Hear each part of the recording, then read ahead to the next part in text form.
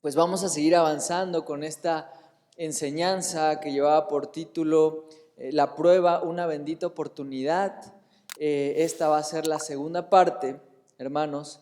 Y el domingo anterior veíamos a través de una historia que está relatada en el libro de los Jueces, capítulos 1, 2 y 3, que el pueblo de Israel entraba en la tierra prometida y empezaba a conquistar, empezaba a ganar terreno, ¿sí? Sin embargo, no obedeció una instrucción clara de parte del Señor, que era expulsar a todos los cananeos de esas ciudades donde ellos iban a habitar. Ellos no lo hacen y entran en un periodo que podríamos comprender como altibajos, ¿no? Están bien, de repente, por un juez que los libera de su esclavitud, de su opresión, de repente hacen lo que no agrada al Señor, idolatran dioses paganos, y bueno, viene otra vez la opresión sobre ellos, y bueno, altos y bajos. Pero a través de esta historia que veíamos la semana pasada, aprendimos algunos puntos importantes, y es que las pruebas son necesarias para que el fruto de nuestra fe se haga evidente, ¿no? Sea visible. Por eso las pruebas son necesarias y siempre habrá. También aprendimos que Dios dispone de las pruebas para nuestro bien, con el fin de que nos parezcamos cada vez más a Cristo, al primogénito de la creación. Y veíamos, por otro lado, que los israelitas en sí batallaban, como lo dice la palabra, con sus malvadas costumbres y su obstinada conducta, que resultaban en guerra y opresión sobre ellos. Sin embargo, veíamos que no son las únicas pruebas que existen.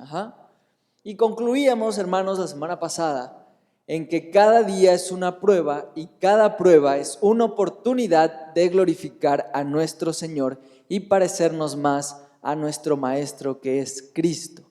Y en eso concluíamos la semana pasada. Y hoy que vamos a continuar con el episodio 2 de esta enseñanza, episodio 2 y último porque es muy chiquita. Creo que podríamos hablar mucho más tiempo, pero por el momento esta enseñanza solo se divide en dos partes. Y hoy, hermanos, seguiremos hablando acerca de la prueba, también seguiremos hablando acerca de la fe, pero entra una nueva variable, o debería decir constante, que es la perseverancia, la constancia. Vamos a ver que es súper importante en nuestras vidas. También hablaremos un poco acerca de la diferencia entre la prueba y la tentación y algunas otras cosas, ¿ok? Para esto necesito que me acompañe a Santiago capítulo 1, y en lo que ustedes van a Santiago 1 en sus Biblias y en lo que ustedes preparan sus anotaciones, voy a hablarles un poco del contexto brevemente. Ustedes ya lo conocen. Santiago fue escrito desde Jerusalén. Se cree que fue escrito por Santiago, el hermano de Jesús, el hermano mayor, entre los años 45 y 50 después de Cristo. O sea, la iglesia, la primera iglesia, hermanos, ¿sí? 45 años después de que Jesús se retira de esta tierra, es escrita más o menos. ¿Y qué estaba pasando? Estaba pasando que los judíos, no solo los judíos creyentes, no solo los seguidores de Cristo, sino todos los judíos en general, fueron dispersados por todo el mundo conocido en ese entonces, ¿no? Por todo lo que abarcaba el imperio romano en ese entonces, debido a una persecución del emperador Nerón, ¿no? Muy famoso este emperador por sus campañas en contra de los judíos, ¿ok? Sin embargo, pues nuestros hermanos de ese tiempo, la iglesia, pues también sufrían esa opresión y ese empobrecimiento sobre ellos. Les digo, no eran solamente el gobierno o en ese entonces el imperio romano el que los perseguía, también los mismos judíos que no creían en Cristo, también los rechazaban, también los oprimían, y bueno, realmente era un momento bastante complicado. Pero si nos ponemos a pensar un poco, la iglesia estaba en Jerusalén y de repente la iglesia sale para todos lados, tal vez siendo perseguida, pero predicando en muchos lugares donde no había llegado el evangelio, porque eran los primeros años. Entonces, aunque esto pudiera parecer negativo, al final de cuentas era un plan del Señor para regar su evangelio, para expandir su reino, ¿ok? Entonces, Vamos a leer con calma Santiago capítulo 1 de los versículos, ahorita vamos a empezar con el 2 al 4 y quiero que me acompañe poniendo mucha atención porque hay demasiado que podemos aprender acerca de estos versículos. Y el versículo 2 comienza diciendo: hermanos míos, considérense muy dichosos cuando tengan que enfrentarse con diversas pruebas, pues ya saben que la prueba de su fe produce constancia, y la constancia debe llevar a feliz término la obra para que sean perfectos e íntegros sin que les falte nada. Y en estos 3 versículos nos está dando una gran enseñanza y una gran clave para el vivir de la vida cristiana, para el vivir de un seguidor, un discípulo de Cristo. Y es que nos dice que las pruebas, como vimos, son oportunidades de honrar al Señor, pero también son oportunidades para el gozo, ¿ok? No está diciendo, hermanos, disfruten las pruebas, ¿no? Disfrútenlas uy, me está probando el Señor, qué felicidad, ¿no? Híjole, estoy enfermo, disfruto estar enfermo. No está diciendo eso. Está diciendo que son oportunidades para gozarnos. Ese mismo versículo en la versión NTV dice: amados hermanos, cuando tengan que enfrentar cualquier tipo de problemas, considérenlo como un tiempo para alegrarse mucho. Y uno diría, pero ¿cómo le hago, no? O sea, ¿cómo es posible que las pruebas normalmente son algo complicado? ¿Cómo lo voy a considerar como un tiempo para alegrarme mucho? Bueno, vamos a ver por qué nos llama y nos insta a gozarnos en medio de las pruebas, a tomarlo como un tiempo para alegrarnos. Y es que habla, hermanos, sobre constancia. Constancia en otras versiones es muy similar a la palabra paciencia, ¿ok? Y esta palabra es una antigua palabra griega que no voy a decir porque pues no nos la vamos a aprender, pero quiere decir soportar o permanecer bajo. Ajá. Ustedes conocen esta imagen es creo que un parte de la historia griega. Es un hombre cargando al mundo, ¿no? Está así arrodillado y trae cargando al mundo. Más o menos da una imagen parecida. Ajá. Soportar es permanecer bajo, ¿ok? Soportando algo, ¿vale?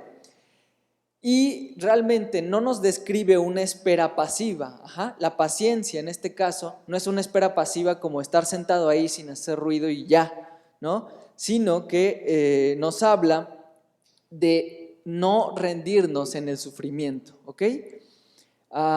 Leía algo de un autor y decía que la paciencia no es tanto la cualidad que te ayuda a esperar calladamente en la sala de espera de un doctor. Eso no es la paciencia. La paciencia es la cualidad que te ayuda a terminar un maratón. Ajá. ¿Por qué? Porque la paciencia es algo activo, no algo pasivo, ¿sale? Realmente nosotros cuando estamos pasando por pruebas, si bien a veces el dolor o el sufrimiento es físico, muchas veces también la guerra real se está peleando en nuestra cabeza y en nuestro corazón, porque nos están llegando pensamientos, nos están llegando miedos, nos están llegando, ¿y si pasa esto? ¿Y si pasa el otro? ¿Y si el Señor no me ayuda? ¿Y si me quedo sin nada? ¿Y si me voy de este mundo? Y entonces la batalla o el sufrimiento se vuelve un sufrimiento que está aquí en nuestra mente y que nos aflige en nuestro corazón, ¿ok? No siempre es un dolor físico, ¿vale? Por lo tanto, el Señor nos llama a tener una mentalidad, una mente puesta en Cristo y un corazón enfocado en el Señor, ¿sí? Ahora, hermanos, hablando un poco sobre la constancia y la paciencia, me gusta mucho el ejemplo de la maratón, porque realmente cuando estás en una carrera larga, hay momentos donde todo parece estar bien, donde te sientes muy bien, muy fuerte, de hecho te sientes bastante bien y te sorprendes y vas corriendo. Pero en 1 o 2 kilómetros empiezas a sentirte muy mal, te duelen las rodillas, te duele el pecho, la nariz, la garganta si el aire está muy frío, y entonces empiezas a tener achaques, ¿no? pero sigues adelante, no te detienes y 3 kilómetros más adelante se te quitó. Y otra vez está el conocido segundo aire, ¿no? Me dio el segundo aire y ahí voy. Pero de repente más adelante otra vez los dolores y es un batallar constante, ¿ok? Por eso también se nos da el ejemplo de que estamos en una carrera y tenemos que correr pacientemente esa carrera de la fe para llegar a la meta, ¿no? La fe, hermanos, como leímos aquí, es probada a través de las pruebas, ¿sí? Valga la redundancia.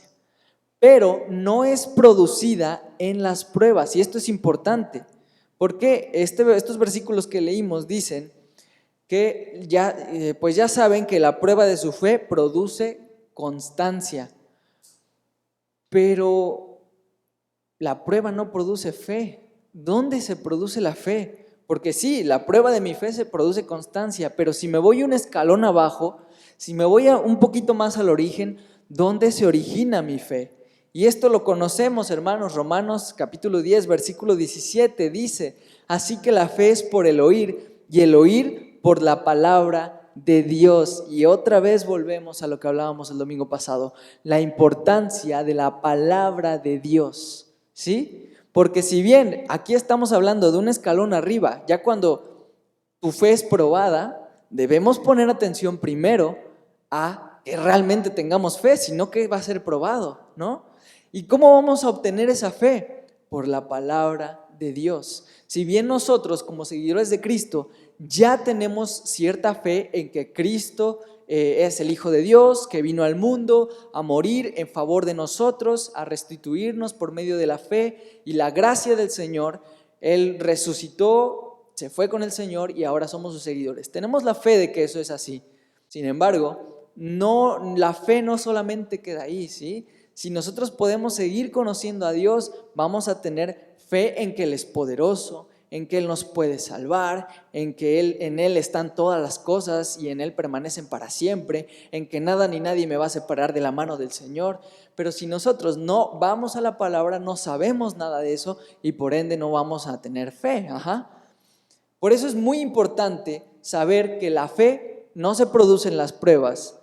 La fe es probada en las pruebas, pero la fe se produce por oír la palabra de Dios. Los domingos que estamos escuchando la palabra de Dios, produce fe en nosotros. Entre semana, cuando abro la Biblia, produce fe en mí. Cuando estamos cantando al Señor verdades y las entendemos, eso produce fe. Y bueno, la fe es el oír la palabra del Señor. Entonces, hermanos, quiero compartirles algo ahí en su pantalla. Y es que, ya me pasé aquí, las pruebas, como les digo, no producen fe, pero cuando las pruebas se reciben con fe, estas producen paciencia. Lo repito, las pruebas no producen fe, pero cuando las pruebas se reciben con fe, estas producen paciencia. ¿Ok? Hasta ahí todo claro, ¿vale? Pero ¿qué pasa si no se reciben las pruebas con fe? Porque pruebas, hermanos, va a haber y siempre. Pero entonces, ¿qué va a pasar si yo no estoy leyendo la palabra de Dios, no me estoy acercando a la palabra de Dios, no estoy escuchando la palabra de Dios, no estoy repitiendo la palabra de Dios, no me estoy alimentando con la palabra de Dios? No voy a tener fe cuando lleguen las pruebas. Y si no se reciben las pruebas con fe, no va a haber en nosotros esta fe que nos va a ayudar durante la prueba. Entonces, ¿qué se produce?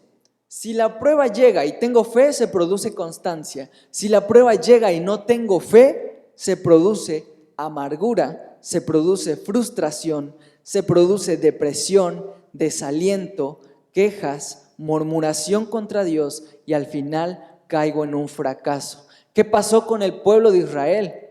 Esta generación no conocía lo que Dios había hecho. Por lo tanto, al no conocer, no tenían fe en el poder de Dios. ¿Qué pasó? Ellos solo habían escuchado que Dios, sí, que Él los liberó de Egipto y bueno, y las historias que sus padres les contaban. Sin embargo, cuando venía la prueba, ellos se enojaban con Dios y decían: es que tú nos has abandonado, tú no nos escuchas, mira cómo nos tienes. Y el pueblo de Israel se caracterizaba por algo, y era la murmuración contra el Señor. Muchas veces repitieron eso, hermanos, y hoy en día tenemos que tener cuidado de la murmuración contra el Señor. Pero ¿qué otras cosas producen la fe? Que produce la falta de fe durante la prueba. Y creo que todos lo hemos sentido. Al inicio, lo primero que produce es miedo. Viene la prueba, yo no tengo fe. ¿Qué va a pasar? ¿Me va a dar miedo la prueba? Claro que sí, porque yo no estoy seguro de que alguien me pueda ayudar, ¿sí? Y me va a entrar miedo ante la prueba. Además de miedo, me puede entrar de repente amargura, ¿no? Es que una y otra vez, la desgracia me persigue, ¿no? Y todo el tiempo la desgracia, y parece que tenemos ya un imán de desgracia porque creemos que las pruebas son desgracia, ya que no podemos pasarlas porque no tenemos fe. Y eso a la larga nos va a frustrar, hermanos. Frustrar a tal grado de decir: la vida cristiana a mí no me funciona, porque a mí no me pasó nada, porque no hubo ningún cambio en mí, porque Dios nunca me ayudó, y empezamos a murmurar contra el Señor. Y por eso hay que tener mucho cuidado, porque después del miedo, después de la amargura, después de la frustración, llega el desaliento, el desánimo y la depresión, ¿no? Caemos en una depresión de decir: el Señor nunca me ayudó, esto no me sirve, me voy de aquí, dejo de congregarme, me alejo. Y entonces el diablo ganó esa batalla, te ganó, y sin poder tocarte, nada más engañándote. Pero hermano, no le dejemos las cosas muy fáciles al enemigo, ¿sí? Porque si nosotros tenemos fe, la prueba producirá constancia y no producirá amargura, frustración, miedo, desaliento, desánimo y molestia con Dios, sino constancia y gozo, como lo leímos, ¿ok? Entonces, y les digo, es algo que todos en algún momento llegamos a sentir. Incluso cuando nosotros empezamos a pensar: es que Dios, no me ayudas, nos sentimos mal después, ¿no? Y estamos: Señor, perdóname, ¿no? Por dudar de ti, porque ya cuando nos ayuda el Señor, así como: híjole, Señor, perdóname. Hemos tenido miedo, creo que sí. De repente quiere crecer amargura, pensamientos de amargura que empezamos a adoptar y quedarnos, y la frustración. Cuando uno pelea y pelea con algo y no lo puede lograr y no puede vencer esa prueba, es frustrante, hermanos, ¿sí? Es muy frustrante. Pero podemos terminar esa racha, podemos terminar con esa inercia. ¿Cómo? Primero acercándonos a la palabra de Dios, que nos va a dar la fe necesaria para pasar la prueba y que se produzca la constancia y el gozo en el Señor, y evitar todo esto que no agrada al Señor, ¿ok? Entonces, hermanos, si las pruebas se reciben con fe, producen fruto. ¿Qué fruto? El primero de ellos, según estos versículos, es el gozo, ¿sí? Gozo. Por eso dice: cuando vengan pruebas, considérenlo como un tiempo para estar felices, estar gozosos. ¿Pero por qué? Porque tienes fe. Hermano, si tú tienes fe y llega la prueba, puedes estar gozoso. ¿Por qué qué? Porque va a producir más fruto en ti, ¿sí? Va a producir más fe en ti, va a producir más confianza en ti. Obviamente confianza no en ti mismo, sino en que el Señor está contigo. Va a producir más amor al Señor, va a producir que tú tengas incluso más relatos reales, historias reales, que contar a tus familiares, a tus vecinos, a tus amigos, de cómo el Señor a través de la prueba te dio un gozo y te dio muchísima bendición, ¿ok? Ahorita más adelante vamos a ver. Pero bueno, hasta el momento eso, hermanos. Si recibimos la prueba con fe, producirá fruto. El primero gozo, después constancia. Si no recibimos la prueba con fe, va a haber amargura, va a haber miedo, va a haber doble ánimo, incluso puede haber murmuración contra Dios. ¿Cuál es el primer paso? Ve a la palabra. Ve a la palabra. La palabra va a producir la fe que necesitas para que todo esto acontezca como tiene que acontecer y Cristo sea formado en ti en medio de la prueba. ¿Qué otra cosa hay acerca de las pruebas? Y es que las pruebas revelan el tipo de fe que tenemos. No porque el Señor no sepa cuánta fe tenemos. Claro que el Señor sabe, el Señor conoce todo, puede ver a través de nosotros. Más bien las pruebas son para que nosotros nos demos cuenta cómo está nuestra fe. ¿Sí? ¿Cómo puedes saber qué tal anda tu fe? ¿Qué se produjo en ti durante la prueba? ¿Miedo, tristeza, frustración? Parece que la fe no anda muy bien, ¿ok? ¿Qué se produjo en ti durante la prueba? Gozo, porque sabías que el Señor iba a producir más constancia en ti y muchas otras cosas. Tu fe anda muy bien. Conoces al Señor, conoces que es poderoso para sacarte de cualquier prueba, ¿sale? Sabes que el Señor te tiene en tus manos y que nada, nada, nadie te va a apartar de ahí. Entonces tu fe anda bien si eso se produjo. Entonces, hermanos, cada quien sabe, ¿no? Se conoce su corazón y sabe qué han producido últimamente las pruebas en nosotros. Sin embargo, si han producido cosas como estas que te acabo de decir, miedo, frustración, amargura, no te condenes y digas, no, pues ya perdí, no hay oportunidad para mí. Ve a Jueces y ve cuántas oportunidades hay. Mejor acércate a la palabra y empieza a alimentar esa fe que el Señor ha puesto en ti para que durante la prueba se produzca todo lo contrario a lo que se ha producido últimamente, ¿ok? Así que ánimo, hermanos. Entonces, como les digo, las pruebas son un termómetro para nosotros. Si lo quieren poner en un tema actual, las pruebas son un oxímetro de fe para cada uno de nosotros, ¿ok? Pero también nuestra fe durante la prueba se hace evidente para los demás. ¿Qué pasó? Y me recuerda mucho esto con Job, ¿no?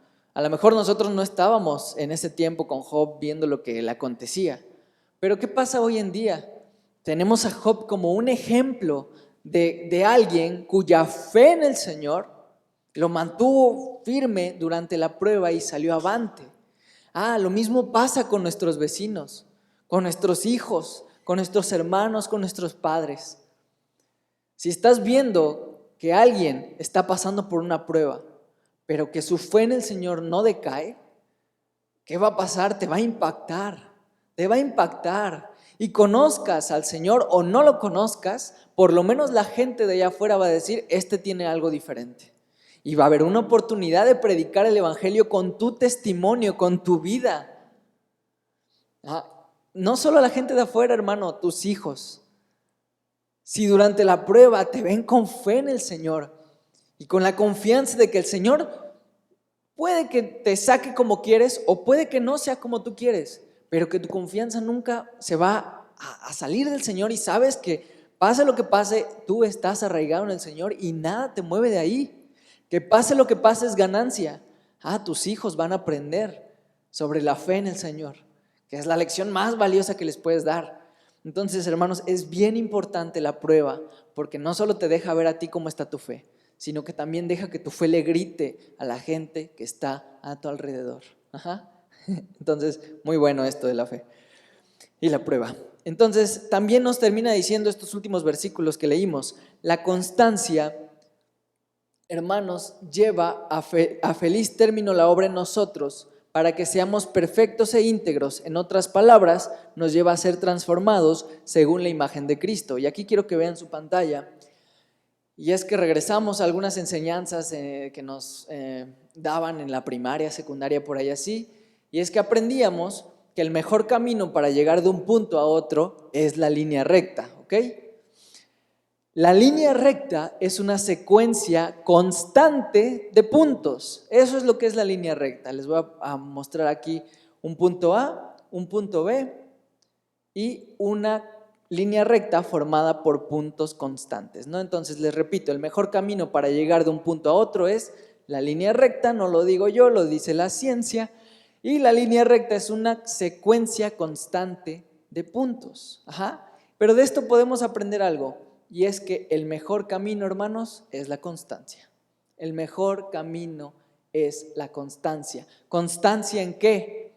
En la palabra del Señor, que produce fe en mí, que durante la prueba producirá constancia. Y si yo permanezco en la palabra del Señor, iré derechito, derechito, derechito, derechito, hasta acabar mi carrera, hasta llegar a mi meta, sin contratiempos, sin altibajos, y por eso, hermanos, el mejor camino es la constancia, y la constancia es bien importante en este caminar con Cristo.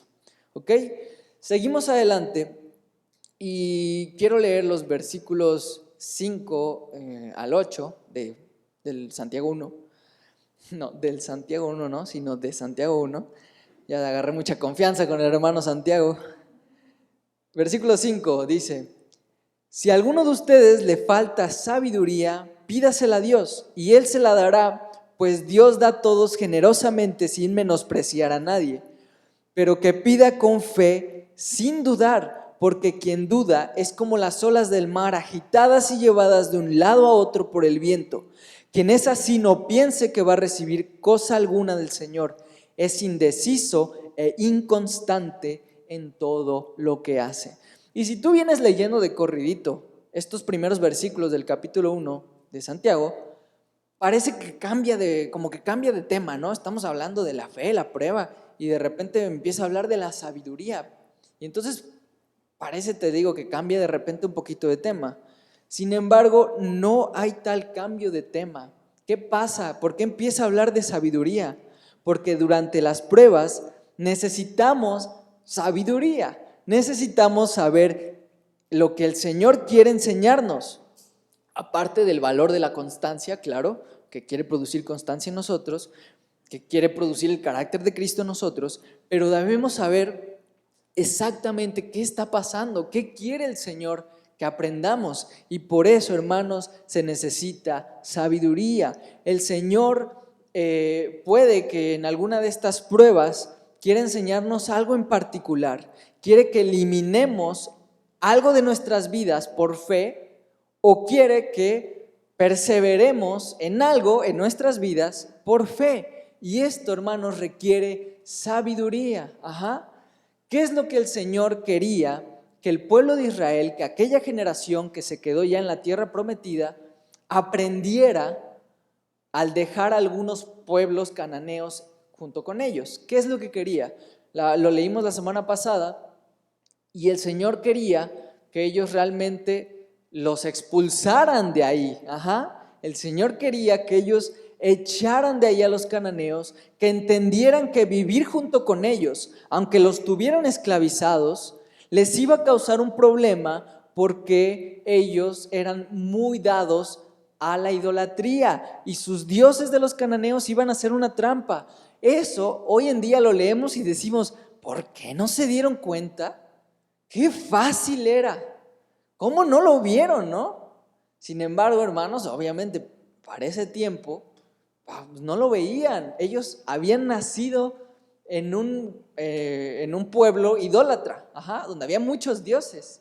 Hoy en día nosotros nos acercamos un poco a esa cultura. A lo mejor en nuestro país es un país donde hay bastante idolatría, y a veces cuesta, ¿no? A lo mejor ya no, pero habrá algunos seguidores de Cristo, algunos hermanos nuevos que a lo mejor batallaron con la idolatría un momento, ¿sí? Sin embargo, ese pueblo era súper idólatra. Sus padres lo practicaban.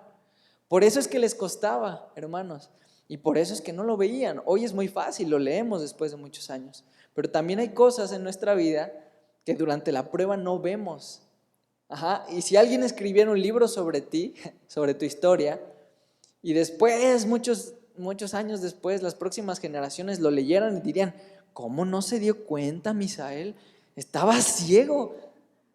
Perdón, con todo respeto, estaba un poco tonto este hermano. ¿Cómo no vio? Era tan claro, la palabra lo dice. No voy a decir más, hermanos, para no quemarme. Escuchen un podcast mañana y hablaré un poco más. Pero bueno, no vamos a entrar en detalles. Pero yo hoy en día me acuerdo de esas cosas y dije: ay, perdón, Señor, era muy tonto, perdóname. No lo vi, o tal vez sí lo vi, pero era aferrado en mi corazón y no lo veía en su momento. Y hermanos, ustedes se conocen y ustedes saben qué es lo que a veces resultaría obvio, pero que batallaron con eso en su momento, ¿no? Entonces, hermanos, necesitamos sabiduría. Eso es lo que quiero llegar. Necesitamos sabiduría para saber qué es lo que el Señor quiere que dejemos durante la prueba, o lo que el Señor quiere que mantengamos durante la prueba. Entonces, estés pasando la prueba que estés pasando, pídele sabiduría al Señor. El Señor no se va a enojar si le pides sabiduría siempre de la misma cosa. Ajá. El Señor quiere darte su conocimiento, el Señor quiere darte temor a Él, el Señor quiere darte sabiduría para que lo entiendas. Y nosotros podemos acercarnos confiadamente ante el Padre y decirle: Señor, perdóname que no lo estoy viendo, se está produciendo cosas incorrectas en mi corazón durante esta prueba.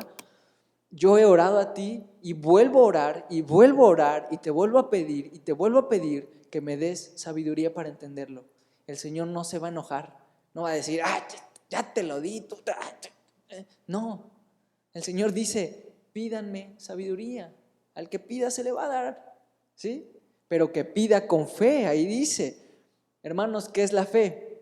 La fe es la certeza de lo que se espera, la convicción de lo que no se ve. ¿Ok? Entonces, durante la prueba, si normalmente, hermanos, somos un poco malos para ver o para entender, durante la prueba se nos nubla la vista. Durante la tormenta nos caen gotas y gotas en los ojos y se nos nubla la vista. Ajá. Y decimos: es que no está Dios. No, Señor, no me ayudas, no te veo. Y Señor, no, perdóname, pero es que no, y me desanimo y mejor me pongo a ver series en Netflix, seguro eso me va a ayudar a pasar la prueba. Y hacemos cosas que no. Pero, hermanos, pidamos sabiduría con fe. ¿Qué es fe? Sabiendo que aunque tenga yo llenos los ojos de la tormenta que me está cayendo, aunque no vea nada, el Señor me va a responder. El Señor está ahí, el Señor no me ha abandonado y el Señor está actuando a mi favor. No en mis caprichos y lo que yo quiero, sino a mi favor, creando y generando el carácter de Cristo en mí, y no me va a soltar. Y puede que a lo mejor deje este mundo, pero no me va a soltar. Él tiene guardada mi alma en su mano. Ajá. Me tiene, como cantábamos al inicio, una esperanza eterna. Él es nuestra ancla firme, Él es nuestra esperanza, hermanos. Entonces, si tú vas a pedir sabiduría, pídela con la certeza de que el Señor te va a decir qué es lo que tienes que hacer, qué es lo que tienes que aguantar, qué es lo que tienes que quitar y alejar. Pídelo con esa certeza. Y sí, decirlo es fácil, pero vivirlo, hermanos, en el Señor es posible, es posible. Nos ha dado todo para hacerlo.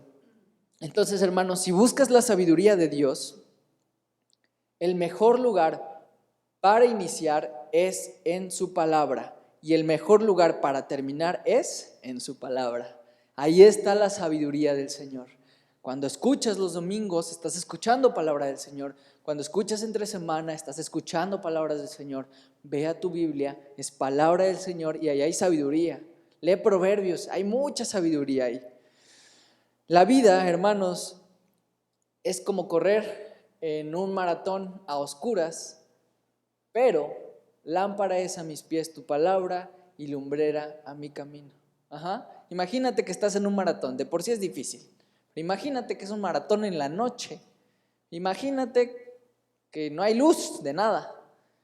Es todavía más difícil. Por eso estamos llamados a vivir una vida en fe. Porque yo voy caminando, voy avanzando y ya no veo lo que hay delante de mí. No sé qué va a pasar mañana, hermanos. No sé ni qué voy a comer hoy.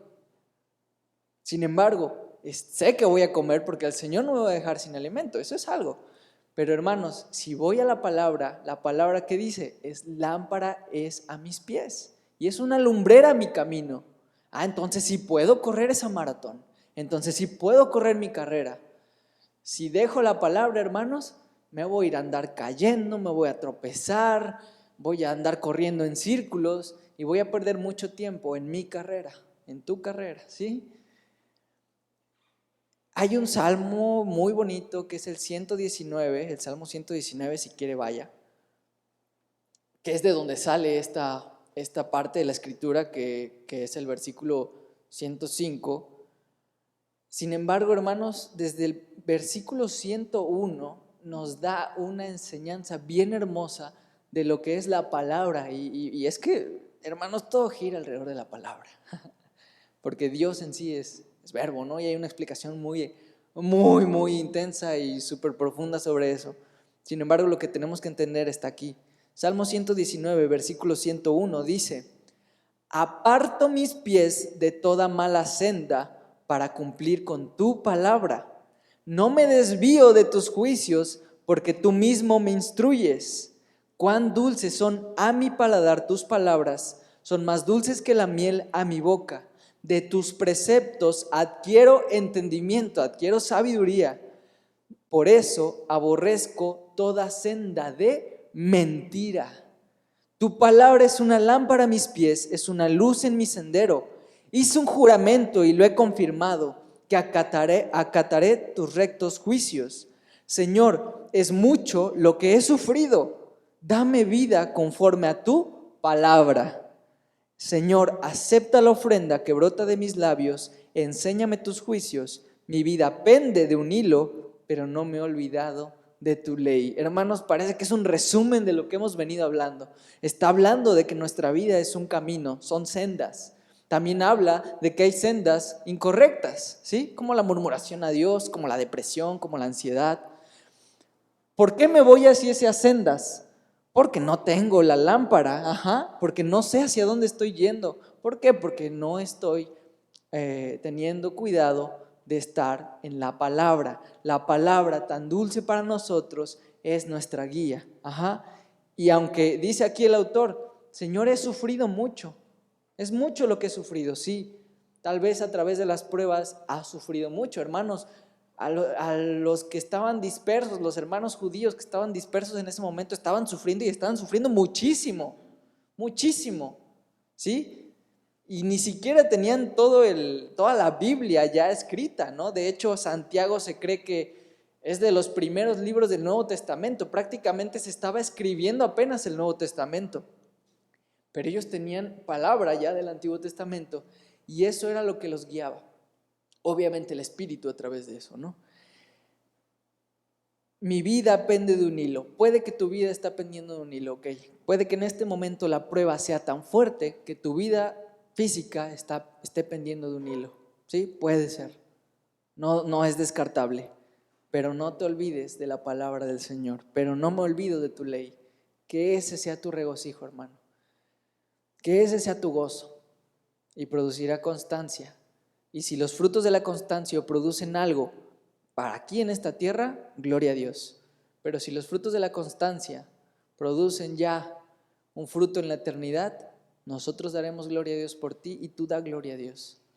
Porque vas a un momento de ganancia para ti que es estar con el Señor. Y si un familiar también, pues tengamos este entendimiento, hermanos. Yo sé que es complicado, pero durante la prueba debemos estar gozosos porque se producirá una constancia hermosa en nosotros y mucho, mucho fruto. No nos olvidemos de la ley del Señor, aunque nuestra vida penda de un hilo. Y si estamos pasando por una prueba un poco más leve, aún así, no nos olvidemos mucho menos de la palabra del Señor. Hermanos, así como la fe produce constancia, la duda produce inconstancia e indecisión. Es lo último que estamos leyendo en estos versículos. Que pidan con fe, pero si no van a recibir nada, porque son inconstantes en todo lo que hacen, ¿sí? Es lo que viene diciendo.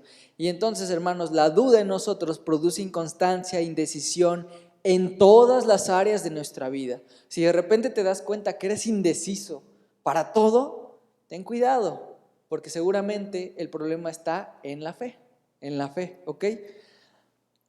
Esto es un problema porque nos hace perder mucho tiempo y va retrasando la formación del carácter de Cristo en nuestras vidas.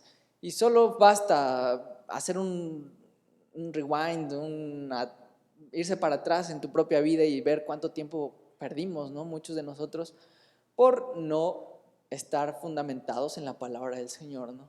Años valiosos, ok, aprendimos, sí, pero sí se perdió tiempo. Pudimos haberlo aprendido sin perder tanto tiempo. Si no, pregúntenle a la generación del pueblo de Israel que murió en el desierto. Ellos podían haber entrado y sí, hoy en día decimos sí, pero sirvió de enseñanza. Sí, sirvió de enseñanza para las generaciones después. A ellos se murieron en el desierto, hermano. Ok, sirve de enseñanza y uno puede decir, no, pues es que de los errores aprende. Ok, sirve de enseñanza, ¿sí? Pero el sabio aprende en experiencia ajena, ¿no? Entonces, hermanos, no perdamos tiempo, ¿sí? Seamos sabios, y si no lo somos, pidámosle al Señor sabiduría.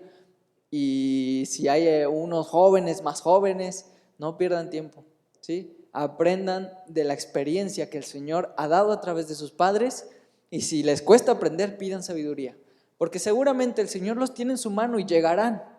Yo creo en eso, confío porque el Señor es fiel, pero pueden llegar mucho más rápido, pueden evitarse muchas vueltas en el desierto.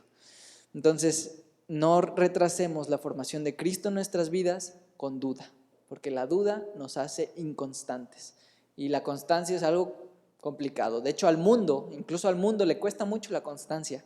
Hay cursos, hermanos, de cómo ser constante en tu vida, hay cursos, Señor, de cómo quitar distracciones de tu vida, hay aplicaciones que te ayudan a mantenerte constante en algo.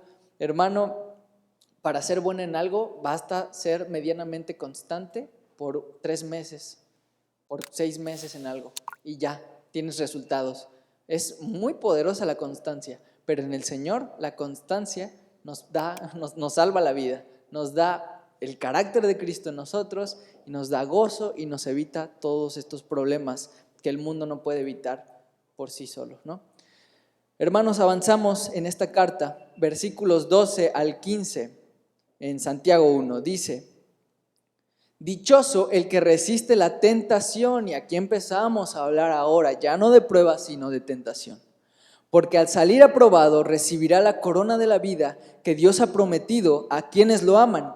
Que nadie al ser tentado diga: es Dios quien me tienta, porque Dios no puede ser tentado por el mal, ni tampoco tienta él a nadie. Todo lo contrario, cada uno es tentado cuando sus propios malos deseos lo arrastran y seducen. Luego, cuando el deseo ha concebido, engendra el pecado, y el pecado, una vez que ha sido consumado, da luz a la muerte. ¿Por qué el autor, por qué Santiago se encarga de hablar ahora de la tentación? Deja muy claro que la prueba y la tentación no son similares. ¿En qué? En que el Señor no produce la tentación. El Señor no nos tienta ni puede ser tentado. Vamos a ver por qué. Hay una diferencia marcada, que es esta que les digo, con la prueba. Hay diferencia entre tentación y prueba, pero también hay una similitud. Vamos a ver ambas. La prueba es puesta por el Señor, hermanos. La tentación definitivamente no, y aquí está clarísimo. La tentación, ¿por qué no es puesta por el Señor? Porque la tentación, en su significado, es una incitación a pecar. ¿En qué momento? Es ilógico pensar que Dios nos incita a pecar. O sea, nos enseña, ¿no? El camino recto, alejado del pecado, nos enseña que Él aborrece el pecado y de repente nos incita a pecar. Para nada, hermanos, para nada es así. La tentación es una incitación a pecar en la que Satanás actúa como proveedor de las seducciones para nuestros propios malos deseos, y así de esta manera tender una trampa. Tampoco podemos decir: no, es que el diablo me tentó. Hermano, ahí dice que son las propias concupiscencias de cada quien lo que permite que haya tentación.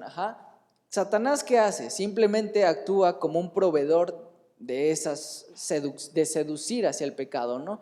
Él y su mundo y todo lo que ha creado son proveedores, ¿no? Como que nos lo deja a la mano, ¿sí? Sin embargo, son las concupiscencias de cada uno lo que lleva a que exista la tentación.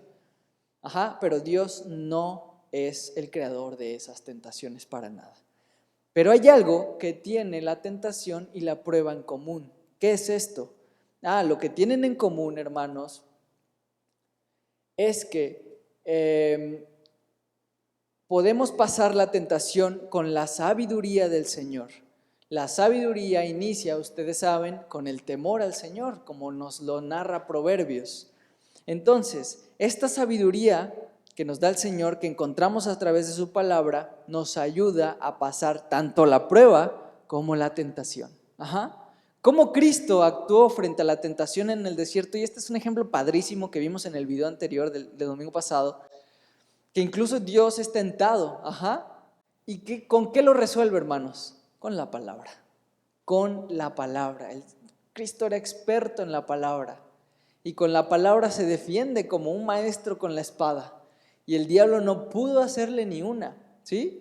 A lo mejor nosotros en nuestra mente tardamos en luchar con los pensamientos que no están bien, que nos están tentando a desviarnos de nuestro camino, porque si bien a Cristo lo estaba tentando, no lo estaba tentando como, fornicación, di groserías, y no, pues el diablo no estaba, a ver, di esto.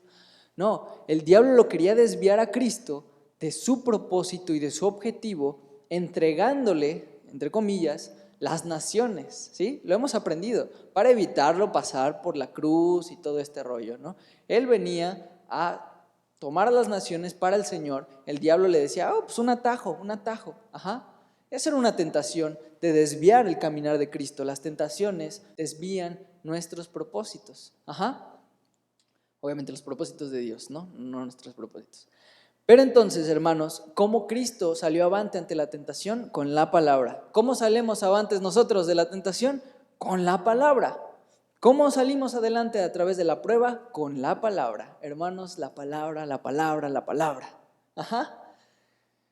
Puede decirse que tu ritmo de avance, el ritmo del carácter de Cristo formado en ti es directamente proporcional con tu conexión con la palabra. Ajá. La palabra es súper, súper importante.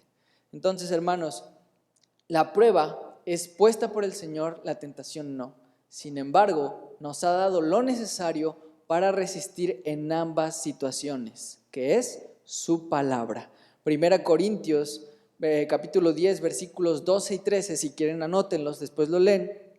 Dice, versículo 12, por lo tanto, si alguien piensa que está firme, tenga cuidado de no caer. Ustedes no han sufrido ninguna tentación que no sea común al género humano, pero Dios es fiel y no permitirá que ustedes sean tentados más allá de lo que puedan aguantar. Más bien, cuando llegue la tentación, Él les dará también una salida a fin de que puedan resistir. ¿Sí? Dios no te pone la tentación, Dios te pone la solución.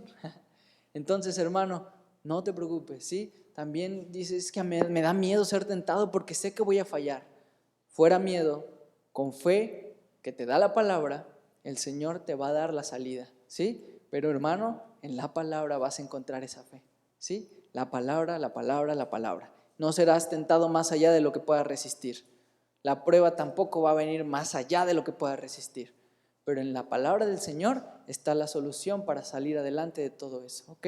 Y honrar al Señor y glorificarlo con nuestras notas aprobatorias. Porque al final, hermanos, todo lo hace el Señor. Todo lo hace el Señor. Vamos terminando, hermanos. Versículo 19 de Santiago 1. Mis queridos hermanos, tengan presente esto. Tengan presente esto, mis queridos hermanos, esta mañana. Todos deben estar listos para escuchar y ser lentos para hablar y para enojarse, pues la ira humana no produce la vida justa que Dios quiere. Otra vez, ¿por qué cambia de tema? No está cambiando de tema.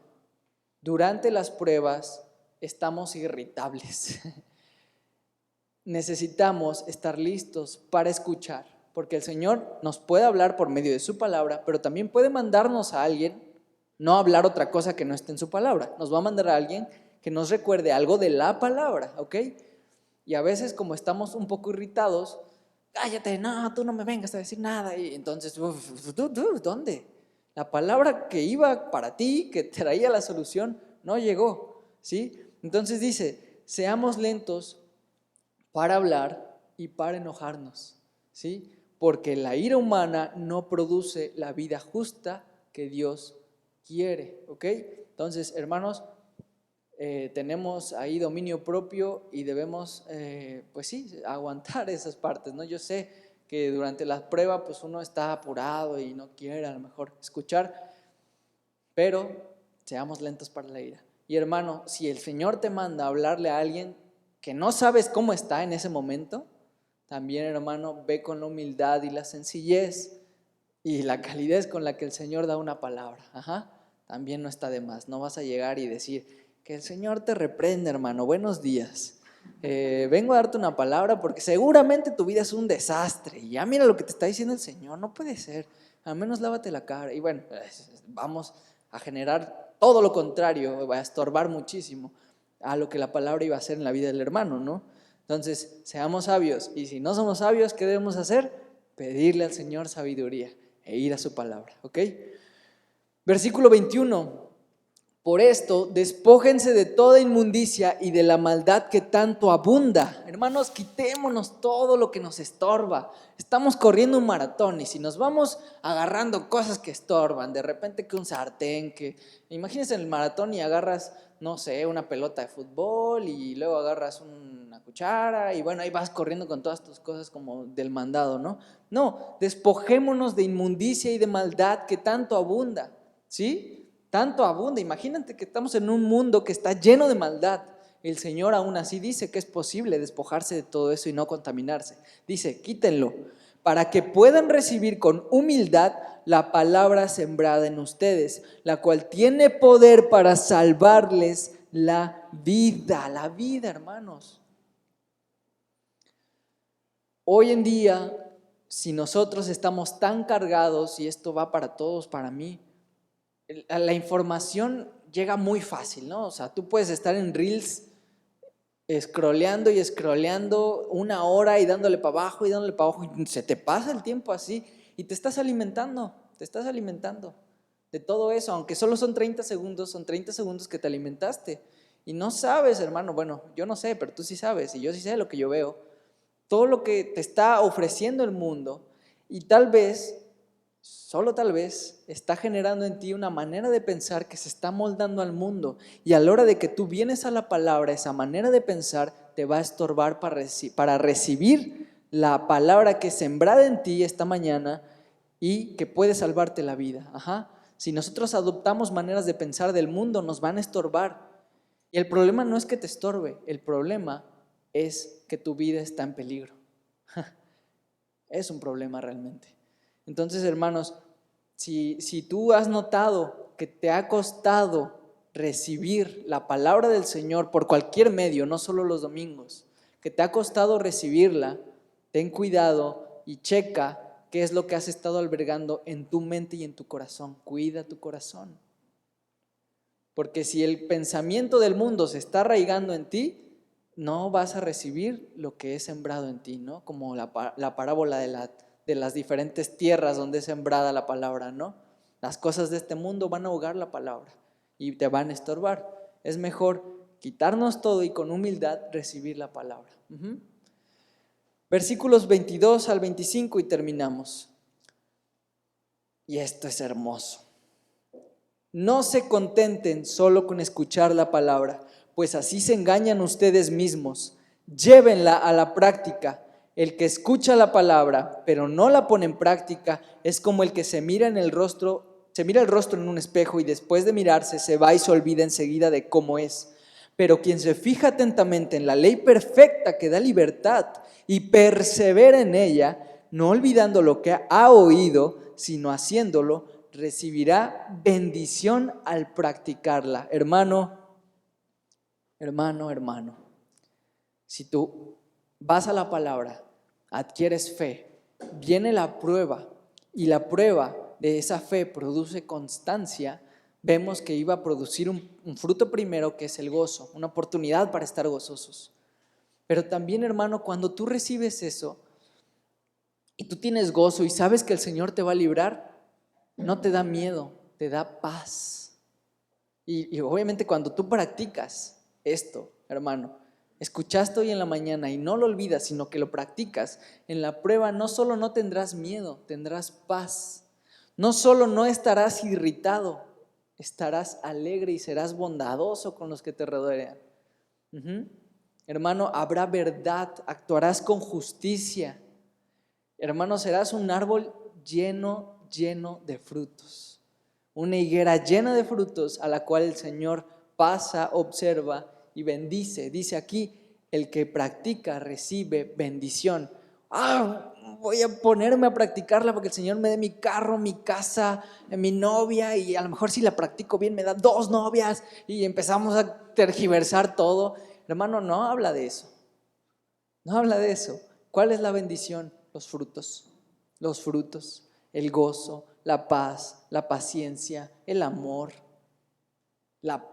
Hermanos, estar en una vida en paz, disfrutando lo que el Señor te ha dado, es lo mejor que puedes tener. Porque puedes estar en una caverna escondiéndote del emperador Nerón que te quiere matar y de tus hermanos judíos que no te quieren, y tener paz, y tener gozo, y tener alegría, y estar predicando el evangelio, y tener una esperanza en que el Señor está contigo y volverá por ti para llevarte a ese lugar que ha preparado exclusivamente para ti, despojándote de todo lo que el mundo te ofrece. Hermano, no hay nada mejor que eso. No hay nada mejor que eso. Nada, absolutamente nada. No nos debe ser suficiente con escuchar la palabra cada reunión. Si no nos preocupamos por practicarla, si no perseveramos, hermanos, estamos regándola. Nos estamos engañando a nosotros mismos. Es como un efecto placebo, ¿no? Yo me siento mal en la semana con el Señor, pero el domingo voy a escuchar la reunión y ya.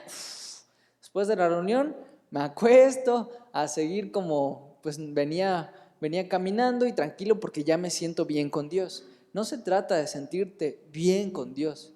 Se trata de practicar la palabra. No nos engañemos a nosotros mismos. Al Señor no lo engañamos, eso es obvio. Pero es feo engañarse a uno mismo, ¿sí? Porque cuando se dé cuenta va a haber perdido mucho tiempo, mucho tiempo. Entre las personas de aquellas épocas, hermanos, de los 45, 50 después de Cristo, era común escuchar a un maestro. Se sentaban los griegos y escuchaban a los maestros, a los filósofos. Y no precisamente a Vico, sí. Escuchaban a los maestros de ese tiempo. Y era normal, ¿sí? En eso se entretenían. Pero vivir lo que un maestro enseñaba, tratar de seguirlo, era convertirse en un discípulo de ese maestro. Que no se te haga común, hermano, escuchar al maestro. Vive y practica y sigue al maestro para ser un discípulo del maestro. Eso es lo que tenemos que hacer. Eso es lo que debe ser común para nosotros. No solo escuchar al maestro, sino seguir al maestro. Y que nuestro más grande anhelo sea llegar a ser como nuestro maestro. Claro que sí. Jesús deja claro esto en el Sermón del Monte, en la parte final, en Mateo 7. Si quiere, acompáñenme, es la última cita. Ya les dije eso como 3 veces, perdón. Mateo 7, capítulo 7, versículos 24 al 27, el final del Sermón del Monte. Está la multitud reunida, el Señor está enseñando sobre diversos temas como un maestro. ¿Y cuál es la conclusión? Y va a ser la misma conclusión que hoy, hermanos. Versículo 24 de Mateo 7. Por tanto, todo el que me oye estas palabras y las pone en práctica es como un hombre prudente que construyó su casa sobre la roca. Cayeron las lluvias, crecieron los ríos y soplaron los vientos y azotaron aquella casa. Hermano, las pruebas. Con todo, la casa no se derrumbó porque estaba cimentada sobre la roca. Pero todo el que me oye estas palabras y no las pone en práctica es como un hombre insensato que construyó su casa sobre la arena. Cayeron las lluvias, crecieron los ríos, soplaron los vientos y azotaron aquella casa. Esta se derrumbó y grande fue su ruina. En otras palabras, fracaso. Por eso, hermanos, no nos conformemos con ser oidores, sino hacedores. Dice que si somos hacedores, seremos ¿qué? Un hombre o una mujer prudentes. Y la prudencia tiene que ver con la sabiduría. Y si queremos sabiduría, pidámosla al Señor. Terminamos, hermanos, con la conclusión. Un resumen de todo esto. Vean su pantalla, por favor, porque me esmeré haciendo esto. La palabra de Dios. La palabra de Dios produce fe. Aprendimos que la palabra de Dios produce fe. La fe más las pruebas que van a llegar o que ya están, va a producir constancia. Eso es lo que va a producir. Hay palabra de Dios, por lo tanto hay fe, más la prueba hay constancia.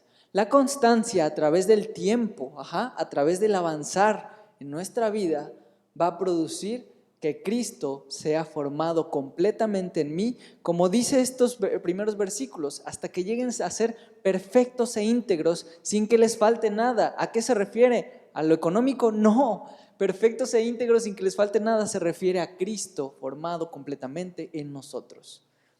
Y hermanos, eso nos va a llevar como una línea constante que sube desde su inicio hasta la meta, tomando el mejor camino, que es el camino de la constancia, para llegar al final de nuestra carrera. Y hermanos, esto se ve por la práctica de la palabra, que trae bendición. Y hermanos, estaremos viviendo una vida constante de practicar la palabra, ser bendecidos, practicar la palabra, ser bendecidos, practicar la palabra, ser bendecidos.